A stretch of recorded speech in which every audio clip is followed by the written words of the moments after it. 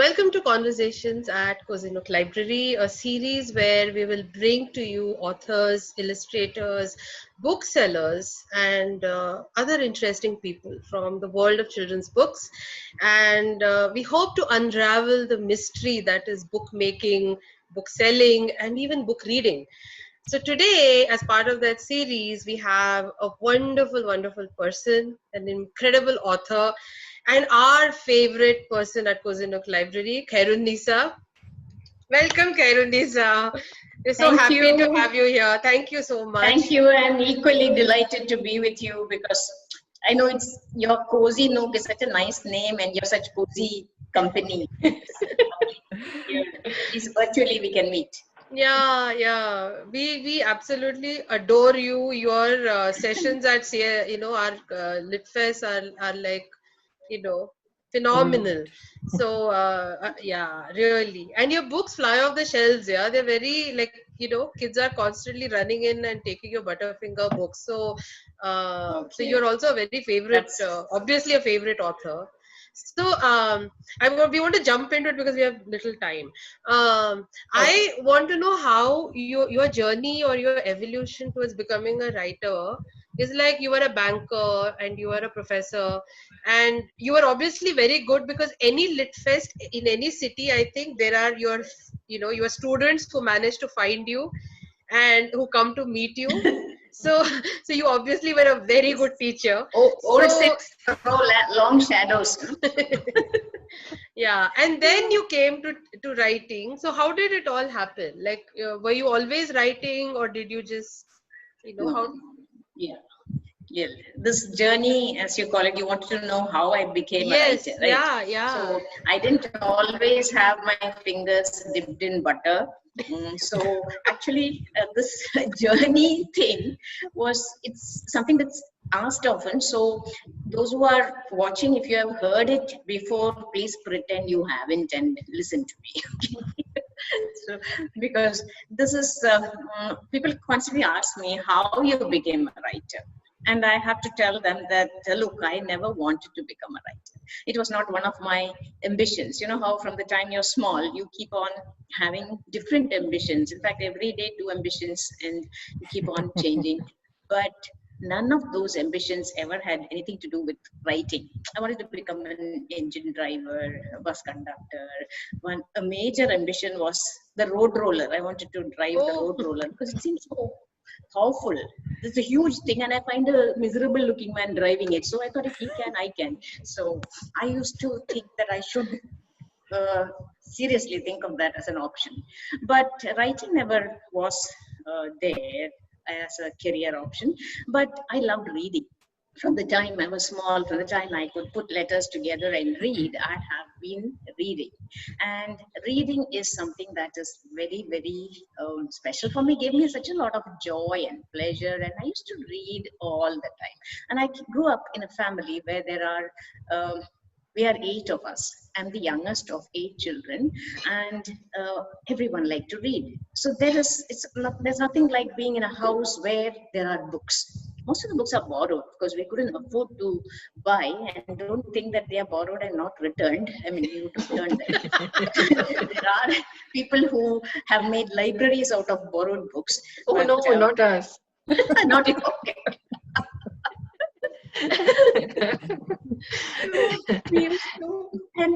This is because we are all in schools or colleges, and those libraries would yield books. They would bring them. We would all want to read. We would really fight to read. And just like Bacon said, some books are to be read in parts. Sometimes that literally would happen. We would read the books in parts because we would tear them apart, but stick them and return. And so this was something that was happening, and I love literature. So literature, reading, English literature, these are my loves. And therefore I went in for literature. I did literature. I did PG in literature. And so this reading was happening. Writing, I like to write. But liking to write, like composition period was my favorite in school. I think now you have something called creative writing. Those days, they call it composition. So you have an outline story which you expand. Letter writing, now nobody writes letters, but in those days, we did formal letter, informal letter. And I used to wait for those periods, because I wanted to write a little differently from others. And I loved humor. So I'd like to bring some humor into what I was writing. So that was there right in the beginning. One of the reasons why there is this humor is also because, you know, how when you're growing up with a lot of older sisters, you have to hold your own. And constantly you have to, it is humor that comes to your rescue. And repartee, retorts, these are things that were happening naturally at home. So you could say, in a sense, I internalized humor like that. And also, I was reading a lot of books with, of course, a weakness for books that are humorous. And that is what was happening. So writing was always special, but to be a writer was didn't happen. And then finally, one day, much later, when I was teaching, and teaching makes is also keeping me in touch in college. I did work in a bank for 2 years. I was a management trainee in Punjab National Bank, an officer there. And I was grateful because I could see the whole of India at bank's expense. The training period, they said, was all over the country. But I used to keep on saying, I want to get back to literature. I want to get back to my books. And the moment I got a chance, I resigned and went to this college to teach English literature. So that was happening. Then I got married, I have a child, and we used to get this magazine Tinkle at home. And this is where it all started. So one day, there was this announcement for what is it? There's an announcement for stories. They were calling follow entries, stories for adult writers of children's fiction, right? A short story competition for adult writers of children's fiction. So I thought, okay, I'm adult enough, and I think I can, my writing could be possible. So I will attempt it, just like that. Just for a lark, that's what I say.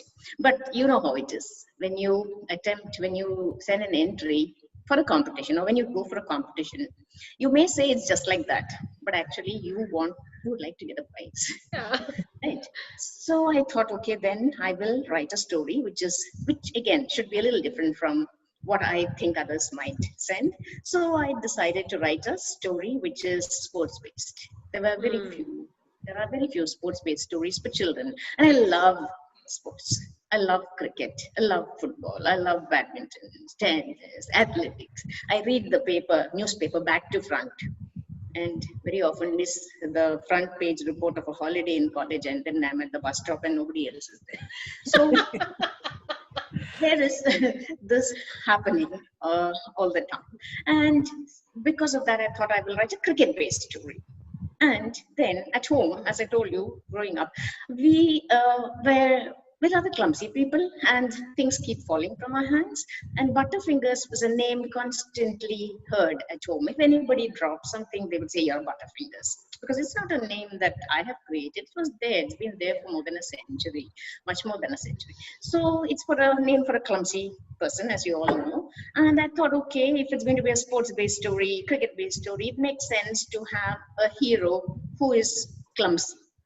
So having a Butterfingers on the cricket field, I can generate fun through that. He could drop catches. He could be the despair of everyone. He could send people, tearing their hair. And I wanted it to be a fun story. So that was my first story. This is how my journey, this is the beginning of my journey. And before I had written in college, their sister, they used to ask me to write for these college competitions, write stories for All India Radio. They used to ask us to come in, college students to come and read out stories. Yes. So I have done that, yeah. But even that never really inspired me or made me wish to write books that would be out there, that people would read, and it was not there. So when I sent the story, its title is Butterfingers, and it got the second prize. All right, I was quite thrilled. Second prize for an all India competition for adult writers. Okay, that put the stamp on my adulthood, and therefore I thought, okay, fine. We would have ended there. But then what happened was, a few months later, I had a visitor, a lady and her husband. I have to say this. She keeps telling me, don't say this. But I said, I'm very grateful to you. You'll know who that is. It's a lady called Prabha Nair. And she was at that time the assistant editor of Tinkle. So Tinkle office is in Mumbai. but her in-laws are in Trivandrum. So when she was coming down to see her in-laws, those in the Tinkle office, apparently they liked my story very much, which still makes me wonder why didn't they give me the first prize then? So and anyway, they liked it so much. They actually told her, "You go." They gave her the address, my address, and told her, "Go if you have time. Why don't you go and meet this writer? You can't even call me a writer. When you write one story, you don't become a writer. Anyway, go and meet this person and find out if she is as lively and bubbly as her story." That's what she said. So she comes, she actually came with that address, dragging her husband, who was a Commodore in the Navy, okay?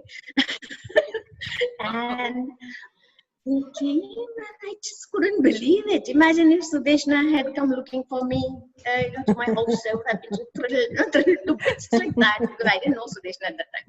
And I was so happy, and she was telling me, "We just loved your story. Are you sending an entry for the next year's competition?" So I told her no. And she asked me, "Why not?" And I said, "I've already got a prize." She said, "What? One prize and you are so happy? Your ambitions are very low. You need to write." And I somehow thought, if you get a prize, that's it. They won't even consider your entry the next year. Somehow I never even thought about it.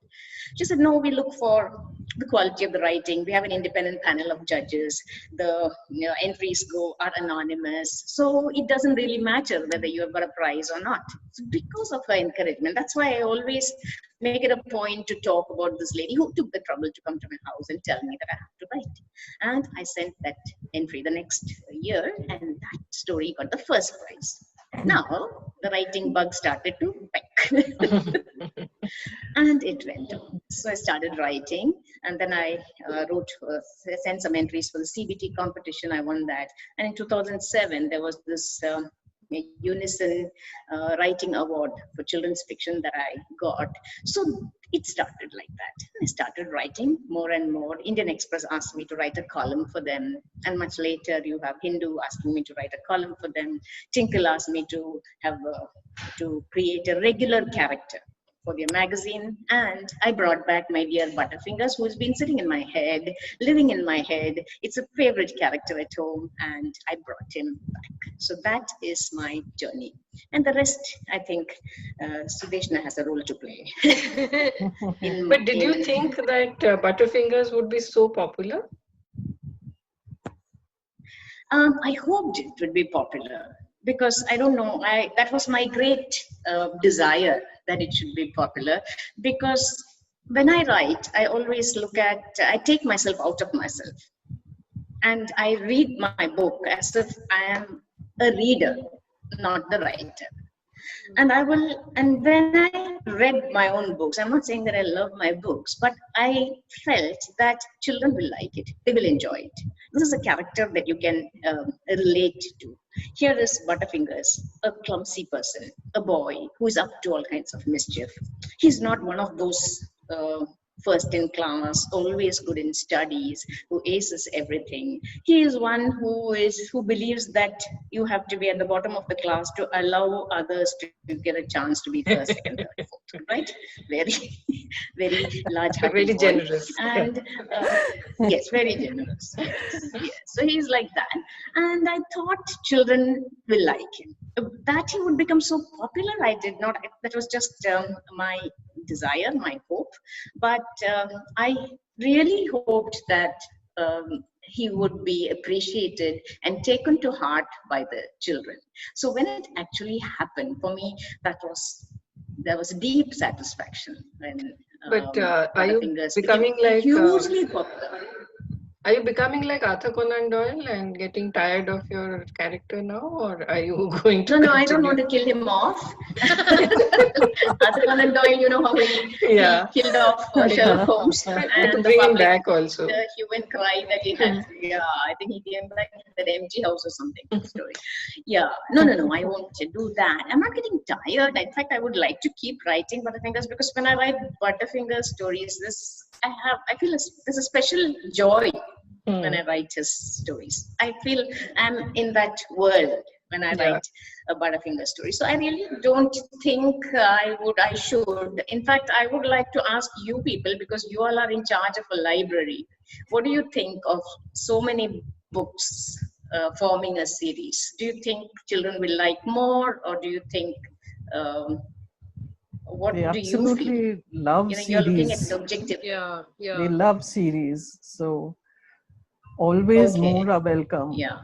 They're always And, looking for the next book in the yeah. Yeah, series. And yeah. And also, when for some reason, among Indian writing for children, there are very few series with yeah, characters who continue across books. So that way, your series is a really a good thing for us to point kids towards, and it gets a lot of boys to read Mm. also, which yeah, is Yeah, actually, Yes. that's a huge Yeah. issue. There is a gap. There are a lot of books for Yeah. 10, 11, 12-year-old girls. But for Yeah. boys, it's unless they go into fantasy, which not everybody likes. So a lot of kids who love Mm. sports, a lot of boys who they relate to the character. I think your books are Yeah. the Butterfinger series is perfect for that. So your Oh, next thank you. book I'm will so be glad. lapped up and loved. So Let me first get it going. I'm just writing it. oh, you So I are really okay. hope. Yeah, I'm writing the seventh one. It is a novel. It is a badminton-based novel. So I'm going Oh, back to, after 3 collections of short stories, going back to a novel. And I wanted to write a tennis novel. And then my publisher said, no tennis. oh, We don't want a tennis novel. Yeah, because, and I think they have a point, because yeah. tennis is an elite sport. It's like hmm. golf. You all can't play tennis. You can't just take a tennis racket and play. But badminton, it's possible. It is Yes, more easy to play, yeah, easy to get a shuttlecock and yeah. You can bat, just play it on the street racket. in front. Yeah, you can play it on the street in front of your Exactly. house, and it's Yeah, yeah, yeah. that's right. And Oh, also, it hmm. is very popular now. Yeah, Now, mm, because our Indian players are making a mark Yes, yeah, on the yeah. yes, badminton yes. front. So it just got a fill up, you could say. Oh, So that is, this that is exciting. Yeah, yes. we can't wait to have the new book in the library. My goodness. Yeah. You Yeah. know, and we've your also Yeah. But I think, thanks to our dear friend, enemy, Mr. COVID, the book will, you know how it is. It's not a friend anyway. Yeah, Um, but the books, everything is getting pushed. yeah, So yeah. this book should have come out in November. That was the original date. But now Okay, it's going to come out in 2021. Maybe okay, the first quarter or a little after that. Yeah. okay. Well, whenever it comes out, kids are going to love it and they're going to enjoy it. So, yeah. when it comes out, it Yeah. shall be loved. So that I is, hope so. yeah, no, In no, it should fact, be, yeah. connected to what you just said, the last two books that you've published, Lizard of Wars and Tongue in Cheek, they're quite Yes. different. And Yes. especially Tongue in Cheek is for adults. And how did you, I mean, did you find it was different writing for adults, or how did you feel the switch was, or, did you feel there was no, there's no really, nothing really different? Um, what No, were there your thoughts isn't on that? actually. Yeah, because what happened is Tongue in Cheek is a collection of my articles, a selection and the collection of my articles that appeared in the Hindu. The Hindu, Hmm. I told you, they had asked me to write a column, and the column was a humor column. Hmm. That was about all that they specified. They told me it could be something personal about your experiences, and it was a fortnightly column. So writing for that was different from writing for Butterfingers, in the Hmm. sense that these are incidents that actually happened. Of course, hugely exaggerated, you know that. And but every incident happened. Though people at home will say, "Did it really happen like that? What did you write?" I said, "No, no, it really happened. I just embroidered it here and there, and I added a little bit of masala, a little bit of spice, and I just kind of made merry with it." But they all actually happened. So it's a question of, and since I like to write in a humorous way, when anything happens at home, I look at it like that. Even though what happens might actually be pretty disastrous. So you have the lid of a pressure cooker blowing off, which is a very dangerous thing to happen. You have me sitting on a pony in in Ooty. I have no idea. I don't know one end of the horse from the other, and here I am sitting. I'm all at sea, and I'm sitting on emptiness. It was so frightening, actually, when it happened. I really didn't think that it was going to be so difficult. I had a romantic view of riding. I thought I see all these wonderful, McKenna's Gold. You have all these dashing heroes and heroines on horseback and all those Western movies. And I thought it's the easiest thing. I was actually thinking it would be so nice to ride. I did not know it's an art that you really need to know how to sit, how to balance, how to hold yourself. And as I wrote, seriously, I did not know where the bones of the pony, it didn't seem to have any bones. I was sitting on air. And to sit on something solid was my only preoccupation at that time, because I have to sit somewhere. I'm sitting on a I'm sitting, I didn't know. All these things actually happened, and the kind of disasters we had with the microwave, finding a snake in your pond. These are all actually rather dangerous things. No, but also the one where you lose the car keys at the wedding. Oh, that is so that funny. Is that is how much I laughed. Yeah, it is too good. Does it happen in your house? But I don't have your reaction. Yeah. I don't have your reaction. It's funny when it happens with us. Yeah. Do you want to read a little bit from? But when it happened. Yeah, shall I? I have one question. Can I ask one question and about anyway, lizard? I didn't really answer Anita's question. She was asking me whether it is different writing for older people and writing for children. I seriously don't think that. But then I realized that sometimes the sentence constructions, the language you use, the themes you use, all those are different. So that is one way in which you can say writing for adults is a little different. It gives you a little more freedom, you could say. Because writing for children, you have to be conscious all the time that you're writing for children, that your language should be like this, you should not write about this, that, and so on. So you're getting a little circumscribed. So that does not really happen with writing for adults. You have the freedom to write not whatever you want. Even there, we do try not to write about certain things. It depends on what curbs I put on myself, on my writing.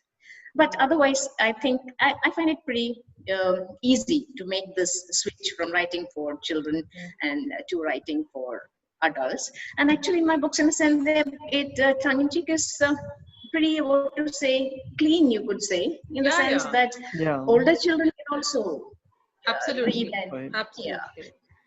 And I think it's hugely loved because I see reviews of it practically every other day. Yeah. With someone saying, "Oh, this was so fun! This was so fun!" So I think it's really, really hit.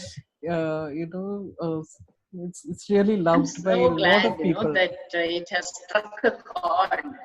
Yeah. And we've been recommending it to all our friends too. There are people who are asking me when it's. Oh, thank you. That is so nice. And when you have a library, you can easily recommend, right? No, I actually wanted to ask you about Lizard of Oz just quickly. What made you choose the animals that you chose? Because they are not like animals that you find in animal stories, that we've read from childhood. So, and this actually. I'm asking this question because this was a comment when someone, one of the children returned the book. I said, so how did you like it? And this girl said, so weird to read. It was so fun. I'd never read a story about, and she sort of rambled on about the fact that it was so unique that you picked the animals you picked. So what was that about? Yes.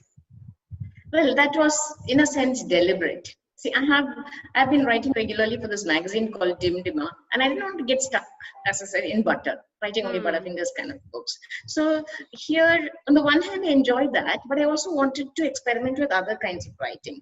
And animals have a special. I like animals from a distance. All right, I'm not the kind, when I see an animal, I will jump backwards rather than forwards. But looking at an animal dispassionately, I love them. I feel that they have every right to exist in this world. If we are having all these problems, it's because we have been tampering with nature, ruining our forests, killing off animals. So many creatures are just extinct, especially these small ones. They are every day, every hour, something is getting to be extinct. So I thought, why not write stories not about the huge creatures. Normally, when you say animals, you think of elephants, Right. giraffe, all these magnificent, big, regal creatures. Write about small creatures and write from their point of view. I needed to do quite a bit of research for that. So that's why I took these creatures. So you have pests in mind, heroes. You have a mosquito, you have a termite who is named Aristotle because he started with the poetics. And that is a little difficult for children to understand. His father says, I love my son's taste in books. Look at what all he is devouring. So everything, there are two ways in which you can look at that. Shakespeare, Tolstoy, Aristotle, he is through all these great classical writers, and at that moment he is reading Much Ado About Nothing, not reading, eating. So that is, my hero. I love that book. How you play with words in that book is Yeah. just amazing. And it's there in all your writing, right? Yeah. But whatever age you're writing for, you have this. Are you a compulsive punner and what? I think Yeah, so. you I are, don't know. right? I am like that. Your emails are full of I them. think I'm wired that way. Because when I Wonderful hear for some us. word, something, it just goes, that the associations just happen in my head. How That is lovely. something that, Yeah, because yeah, that I'm glad Aristotle about that thing because, never gets old. Yeah. Every time I hear it, I break into giggles. but how many children do you think, this girl you said who liked the book, would she have understood the story?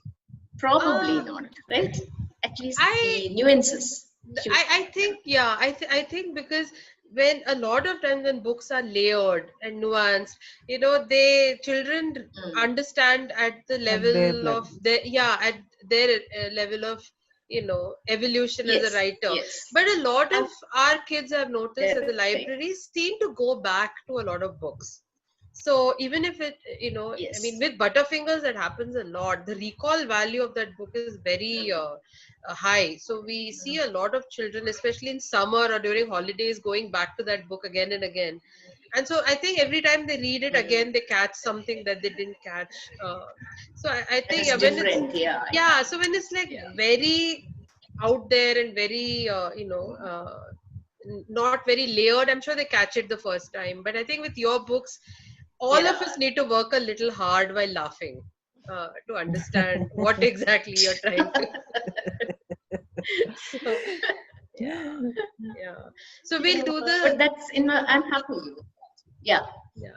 No, so So we'll do we'll the do the reading. reading, you mean? Yeah, yeah, yeah. Okay. So yeah. Yeah. So,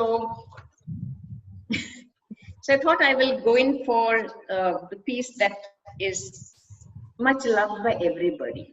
I don't know, it seems to be a unanimous favorite. Probably you like it too. Okay. Where's the rubber band gone? Right? Yay. About losing a rubber band in the kitchen. I will not read all of it, but just two, And three paragraphs. this is from your tongue in cheek. This is from your This book is, tongue oh in yes, cheek. this is from my Yeah, Your tongue. book. yeah.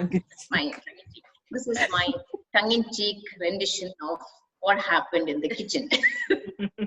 This, by the way, same thing happened this morning too.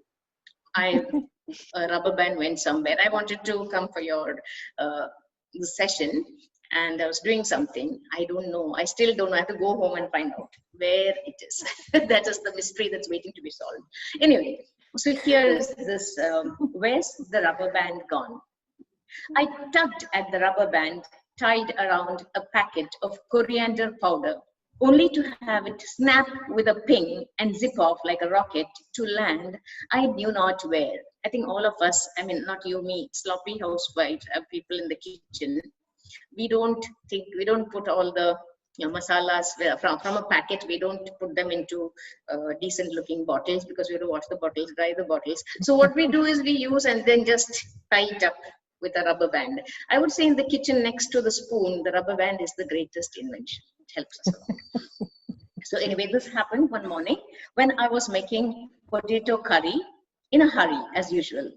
A rubber band breaking was nothing new, but on all previous occasions, it had unerringly found the tip of my nose. You can see it, right? My nose, being of less than modest proportions, may not be easy to locate, but the rubber band certainly is. When my face comes in its trajectory and it aborts its travel plans to land bang on the center.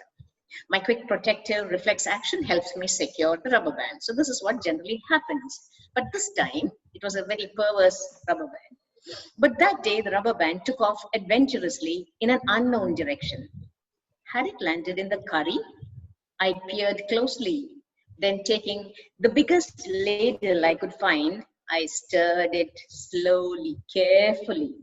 I scooped out a ladleful and poured the curry slowly back into the pan, examining it like a hawk to spot anything that could be the remains of the band. Wait, was that it? I peered harder. No, it was an unusually long and fine piece of onion, cut in a rare moment of artistry and finesse. Doesn't happen all the time. Another red herring in the form of a shriveled chili gave me some hope until I identified it. Would the rubber band have dissolved in the heat? I wondered. Maybe it hadn't found its final destination in the curry after all. Buoyed up by this reflection, I quickly went on all fours in the kitchen. So there I was, crawling. That was how my husband found me when he came seeking breakfast. Something has fallen. I'm looking for it, I explained. He had guessed as much, he said, it not being my regular practice to navigate the kitchen on all fours. And then what happened? My maid breezed in late to find me crawling at my husband's feet. This is something that she was waiting to see, and she thought, wonderful, now we are going to have a great drama, words, so on. She was waiting with great anticipation. She was delighted to have arrived at an emotionally charged moment, but I had to disappoint her, and her face fell when I jumped up to explain. Robbed of drama, she curtly said she would sweep the place carefully, and together we guided the broom to hitherto uncharted territories. The exercise yielded 2 ancient cashew nuts that crumbled on contact, dry curry leaves, drier chilies, a rusty blade, and a piece of foul-smelling ginger. But alas, no rubber band. I think I'll stop here. That's right. That's lovely. So good. Thank you. Oh my God. I think we should go back and read this book again. Yeah, I So now, think so. now that you've been home, all of you together, do you have enough stories for a sequel to Yes. this book? You mean whether I'm planning a sequel to this book? No, I mean, have enough funny things happened in the past few yes. months that you can write another? Yes. Funny things keep happening if you look for them. Yeah, You true. have to find them funny. As I told you, when they actually happen, they're not funny. Yeah. But when you look at it later, then you see the funny elements in them and how ridiculous we are. That's what I want to point out.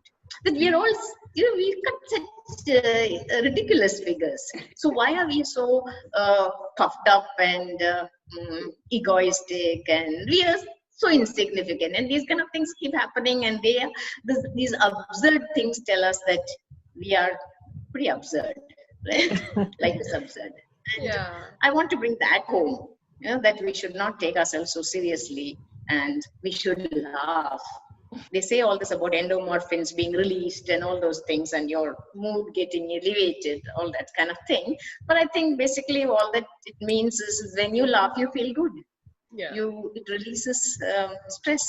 You feel better. It's also a nice way to capture attention, as I found out when I was teaching. See, the moment you say something when you're teaching, when you try to bring in something humorous, it makes it interesting for the students. I'm not saying I make Othello humorous, but but it's, you do have to bring in humor to keep the attention of the students, because you're lecturing for 1 hour. Yeah. We know the attention span of people, right? Is 20 there any minutes. incident, any humorous incident you'd like to share with us? Where you tried to make Iago and Othello funny? Did you try that? No, not really, but there have been, see, something, what happened was when I was teaching Julius Caesar. In Julius Caesar, Brutus is the hero, right? Yeah. But somehow I used to get very irritated with Brutus. I felt he was too goody-goody, Yes. too full of himself, right?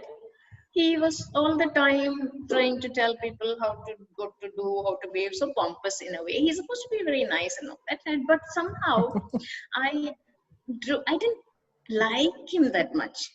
And not that I made my students dislike Brutus, but I made them like Caesar and Cassius. Cassius is supposed to be a villain, but there are some tragic elements in his character. And somehow I did that, and my students remember that to this day. They say, ma'am, you said this and you have made us not like Brutus. Yeah. I didn't do it consciously. That's what happens. See, that's a kind of influence you have on your students by what you teach. Yeah. It was not conscious at all. It is just that I did not particularly care for Brutus and the way he was presented. Finally, Antony makes the speech. The elements so mixed in him that nature will stand up and say, "This was a man." So I made it rather funny, and therefore that whole thing went. It was supposed to be a moment where this was a man. So when Antony says it, he's giving him the ultimate compliment. He's made up of all the best elements in nature. You can't have a better man than Brutus, but you can say this was a man.